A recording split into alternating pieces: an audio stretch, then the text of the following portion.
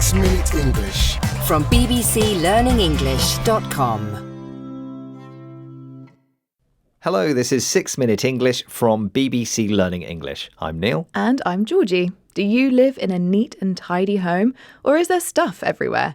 If your room is filled with heaps of clothes and piles of books, you may have a problem with clutter. Things in your home which take up space in an untidy, disorganised way. Clutter is a common problem. In fact, clutter was the topic of a recent episode of BBC Radio 4 programme Woman's Hour. Here's presenter Nuala McGovern reading a message from one listener. Some of you have been in touch already to share your thoughts and experiences when it comes to clutter. Here is one. The clutter in my house is actually starting to affect my mental health. I can't think or work anymore.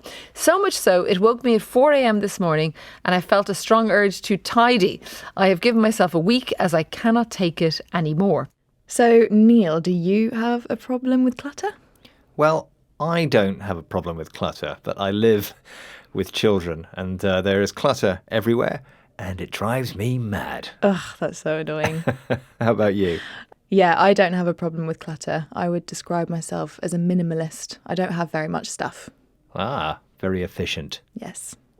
So we don't have a problem with clutter, but if you do, there's a simple solution.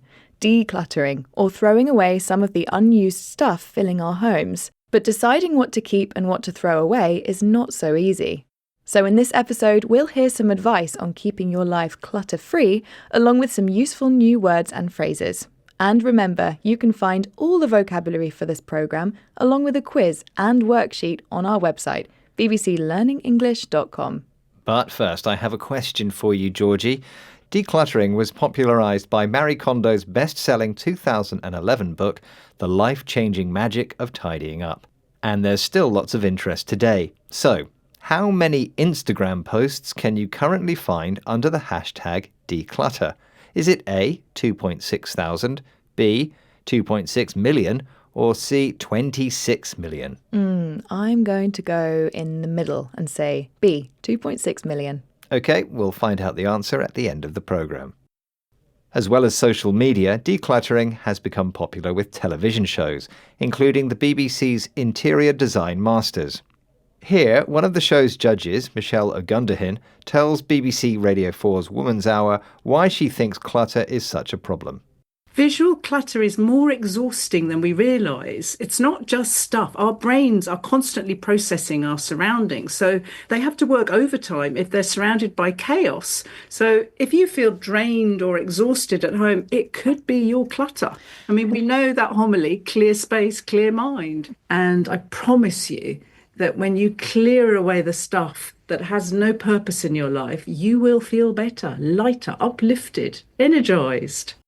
In a cluttered room, our brains work overtime, meaning they work extra hard to make sense of the disorder, leaving us exhausted.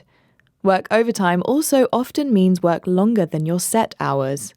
Getting rid of clutter makes us feel uplifted, cheerful, happy and more positive. It sounds simple, doesn't it? And there's even an expression in English, clear space, clear mind. So why do many of us find it hard to throw stuff away, even things we rarely use? One reason people put off decluttering is the time it takes. Plus, it can be emotionally disturbing deciding what to keep and what to throw away. But don't worry, says professional organiser and host of the Declutter Club podcast, Ingrid Jansen.